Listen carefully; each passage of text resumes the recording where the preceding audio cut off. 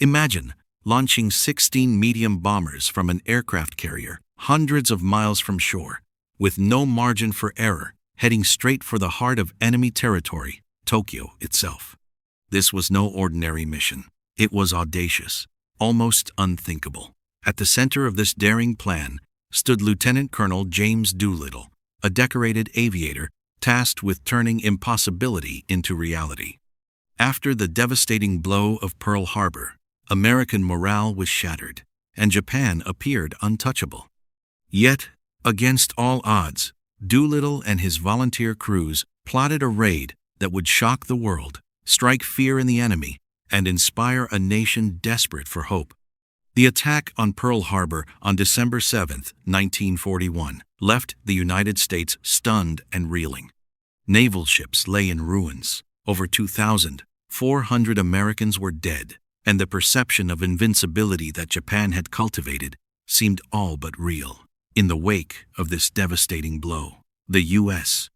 desperately needed a bold response, something that would strike fear into the Japanese heartland and, just as importantly, restore American confidence. The idea was audacious, a bombing raid on Japan itself, showing that the enemy was not untouchable. Enter Lieutenant Colonel James Doolittle, a seasoned aviator renowned for his mastery of instrument flying and his calm, decisive leadership under pressure. Doolittle was uniquely suited for a mission that demanded both precision and nerve. Selected to plan and lead the raid, he understood that success would hinge on meticulous preparation, courage, and innovation. Yet the plan carried enormous risks. The mission required medium B-25 bombers aircraft designed for land-based operations to take off from the deck of an aircraft carrier, something never attempted before. Crews would have to fly hundreds of miles over open ocean, reach Japan undetected, and then navigate hostile territory to strike their targets. Failure could mean catastrophic loss of life, aircraft, and morale. Despite these dangers, Doolittle's leadership inspired a team willing to face the impossible. The stakes were high, but the potential reward, a symbolic and strategic victory, was even higher. This mission would not just be about bombs, it would be about sending a message: America could strike back. Planning the Doolittle Raid was an exercise in daring innovation and careful calculation. The mission would use B-25 Mitchell bombers, medium-range aircraft designed for conventional land-based operations, not for launching off the short deck of an aircraft carrier. This presented a formidable challenge. Pilots would need to master takeoffs under conditions that no bomber had ever faced. 16 volunteer crews were chosen from the 17th Bombardment Group, men willing to risk everything on a mission that seemed almost suicidal. Each crew underwent intensive preparation, from navigating long-distance flights over open ocean to practicing low-altitude bombing runs that would maximize accuracy over heavily defended targets. Doolittle personally oversaw training, emphasizing precision, timing, and coordination. The logistical challenges were equally daunting. Bomb loads had to be carefully balanced against fuel limitations. Each plane carried just enough to reach Japan, strike its target, and attempt escape to friendly territory in China. The operation had to remain shrouded in secrecy to avoid tipping off the Japanese. Every detail, from navigation charts to emergency procedures, was scrutinized. Despite the dangers, the crew's commitment was unwavering. They were not just flying planes, they were carrying the hopes of a nation, preparing to execute a strike that would shake the enemy and inspire Americans across the globe. On the morning of April 18, 1942, 16 B-25 bombers roared to life on the deck of the USS Hornet, ready to embark on a mission unlike anything in military history. The tension was palpable. Pilots knew they were launching 650 miles from Japan, far earlier than planned, due to an unexpected sighting by Japanese patrol boats. Every takeoff carried the risk of catastrophe. A misstep on the carrier deck could mean death before even reaching the enemy. As the bombers lifted into the sky, crews faced the vast expanse of the Pacific Ocean. Navigation over hundreds of miles of open water tested their skill, while unpredictable weather added another layer of danger.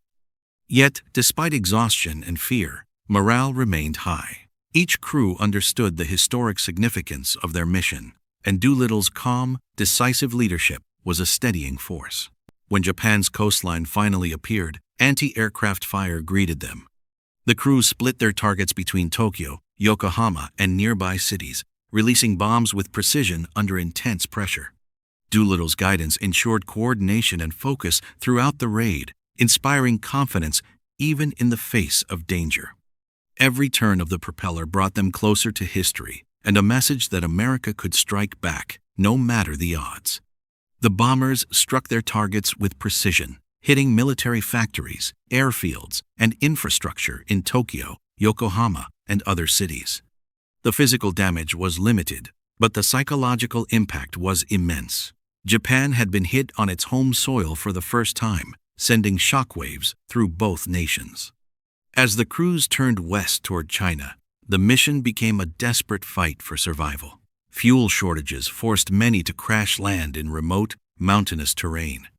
Some crews escaped safely, aided by local villagers, while others were captured by Japanese forces, facing imprisonment and harsh treatment.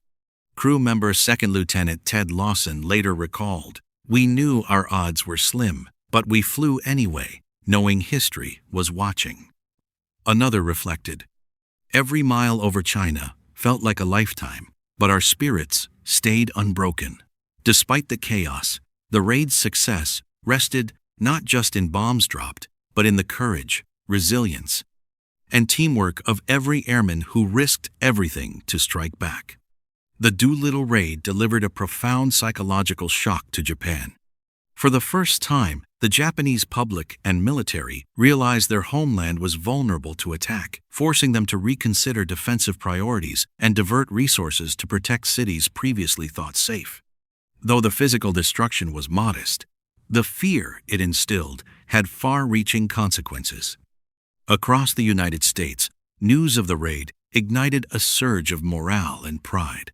Americans who had felt demoralized after Pearl Harbor saw proof that their military could strike back, even deep in enemy territory. The mission became a symbol of courage, ingenuity, and resilience, inspiring both the armed forces and civilians alike. Lieutenant Colonel James Doolittle emerged as a national hero, his leadership praised for its calm decisiveness under extraordinary risk. The volunteer crews were honored for their bravery, their names forever linked to one of the boldest and most daring missions of World War II. The raid proved that audacity and teamwork could change the course of history. The Doolittle Raid stands as a testament to audacity, precision, and courage. 16 crews flew into the heart of enemy territory under impossible odds, executing a mission that many had deemed unthinkable. Every takeoff, every bomb dropped, and every mile flown over the Pacific showcased the daring spirit of those who refused to be intimidated by fear or uncertainty. Its legacy goes far beyond the limited physical damage inflicted on Japan.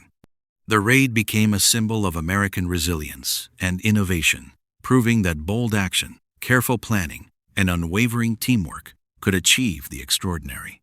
It inspired a nation still reeling from Pearl Harbor and sent a message to the world. Even in the darkest moments, courage could ignite hope. Reflecting on the mission, Doolittle himself said, "Attack is the only form of defense that really works." That statement captures the essence of the raid, where bravery and ingenuity intersected to reshape the course of history. The Doolittle Raid reminds us that innovation, courage, and decisive action can turn the tide, even against overwhelming odds.